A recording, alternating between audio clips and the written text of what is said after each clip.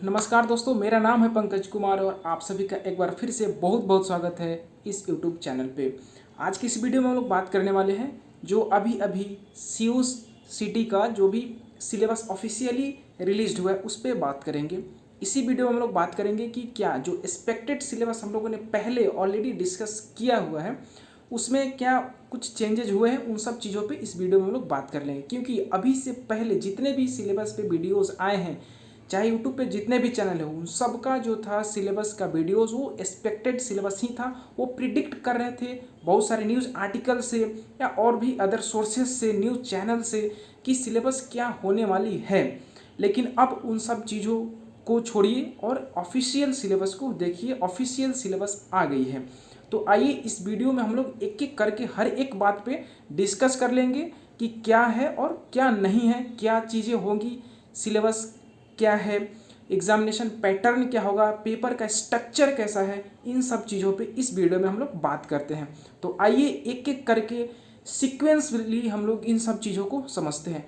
पहली जो चीज़ें इसमें देखने को मिलेगी आपको, पहली बात है कि इसका नेम चेंज कर दिया गया। पहले था कि CUCET होता था, common interest central university common interest test, ठीक है। लेकिन अब इसका नाम चेंज करके CUET कर दिया गया है, कॉमन यूनिवर्सिटी इंट्रेंस टेस्ट। पहली चीज़ तो अब CUCT की जगह पे CUET हो गया है। दूसरी चीज़, बहुत सारे स्टूडेंट के मन में ये था कि क्या 12th का मार्क्स भी इम्पॉर्टेंट है, उन सब चीज़ों को भी ऐड की जाएगी। तो स्पष्ट शब्द में समझ लीजिए कि नहीं, 12th का मार्क्स सिर्फ एलिजिबिलिटी क्राइटेरिया के लिए रखा गया है, बस इसका कोई ज़्यादा इम्पोर्टेंस नहीं होने वाला है। 12th के मार्क्स के बेसिस पे कहीं प्रेफरेंस आपको नहीं मिलने जा रहा है। दूसरी बात, अब आइए समझते हैं कि क्या इसका सिलेबस का स्ट्रक्चर है, किस तरह से सिलेबस है। तो देखो, इसमें 2 शिफ्ट में आपको एग्ज़ाम होगा, पेपर दो शिफ्ट में होगा। फर्स्ट शिफ्ट का जो पेपर होगा वो आपका मैंडेटरी है और सेकेंड शिफ्ट का पेपर ऑप्शनल है। ये ऐसा क्यों है, आगे की वीडियो में लोग बात करते हैं। देखो, शिफ्ट फर्स्ट, आप किसी भी स्ट्रीम से हो, BA BSc जो भी चीज़ें आप करना चाहते हैं, शिफ्ट 1 का पेपर आपके लिए मैंडेटरी है। शिफ्ट 2 का पेपर जो है वो ऑप्शनल होगा।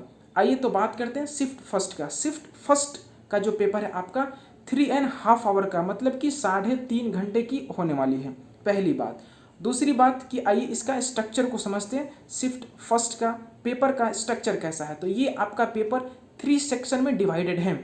सेक्शन ए में आपको मिलेंगे लैंग्वेज पोर्शन का टेस्ट होंगे, जिसमें 13 लैंग्वेज है। 13 लैंग्वेज में किसी एक लैंग्वेज, जिस लैंग्वेज में आप कंफर्टेबल है, जो लैंग्वेज आपको बेहतर आता है, उसको आज आप ऑप्ट करें और उसका आप टेस्ट दें। सेक्शन ए लैंग्वेज का टेस्ट होगा।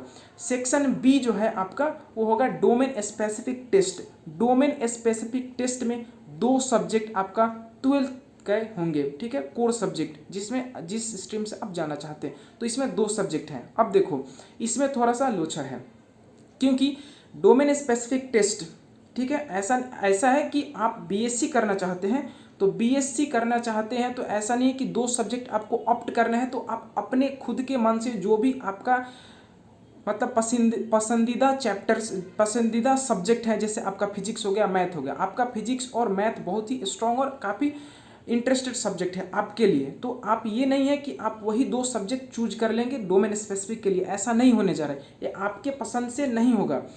ये जो हर एक यूनिवर्सिटी डोमेन स्पेसिफिक टेस्ट का जो सब्जेक्ट है वो खुद रिलीज करेगी अपने वेबसाइट पे। कि अगर एग्जांपल के तौर पे हम बात करते हैं, तो अगर आपको DU में एडमिशन लेना है, ठीक है, तो DU अपना रिलीज करेगी डोमेन स्पेसिफिक सब्जेक्ट की। अगर आप मैथमेटिक्स ऑनर्स से BSc करना चाहते हैं तो उसके लिए डोमेन स्पेसिफिक में आपका सब्जेक्ट जो होना चाहिए मैथ और फिजिक्स होगा। तो फिर आप वहाँ पे मैथ और फिजिक्स ही चूज करेंगे DU में एडमिशन लेने के लिए। फिर दूसरा अगर बात करें BHU, तो BHU अगर बोलता है कि BSc मैथमेटिक्स ऑनर्स करने के लिए आपको मैथ्स और केमिस्ट्री डोमेन स्पेसिफिक टेस्ट में सब्जेक्ट में होना चाहिए, तो ये 2 सब्जेक्ट आपको BHU के लिए आपको ये भरना पड़ेगा। मतलब कि अगर इस कंक्लूजन की बात करें तो कुल मिलाकर आपको पहले से ही डिसाइड करना होगा कि किस यूनिवर्सिटी में आप एडमिशन लेना चाहते हैं, फिर उसके अकॉर्डिंग आप डोमेन स्पेसिफिक के सब्जेक्ट को चूज करेंगे।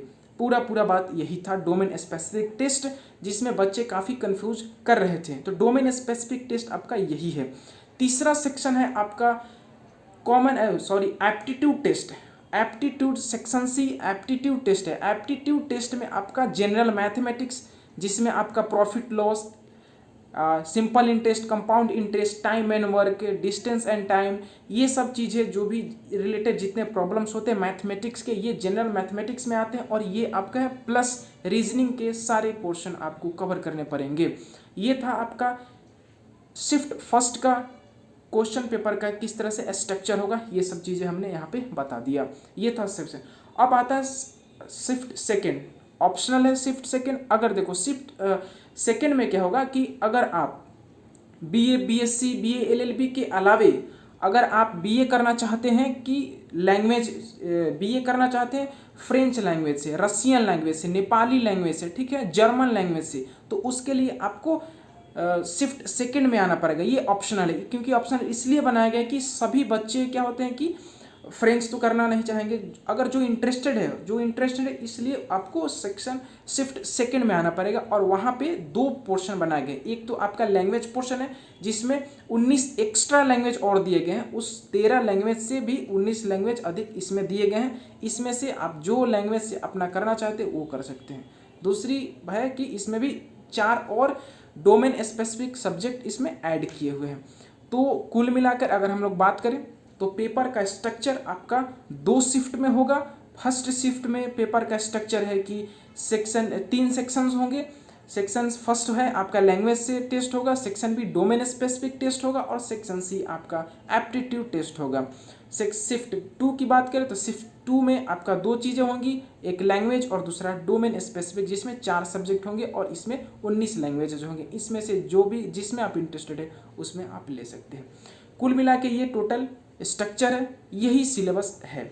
आगे हम लोग बात करेंगे कि किस तरह से आप इसके फॉर्म कब आएंगे, एग्ज़ाम कब होंगे, इन सब चीज़ पे अब बात कर लेते हैं एक एक करके। फॉर्म में भी एक्सपेक्टेड है कि आपका अप्रैल का फर्स्ट वीक में इसकी फॉर्म रिलीज कर दी जाए, ये एक्सपेक्टेड है। हो सकता है आगे एक्सटेंड हो सके, ठीक है।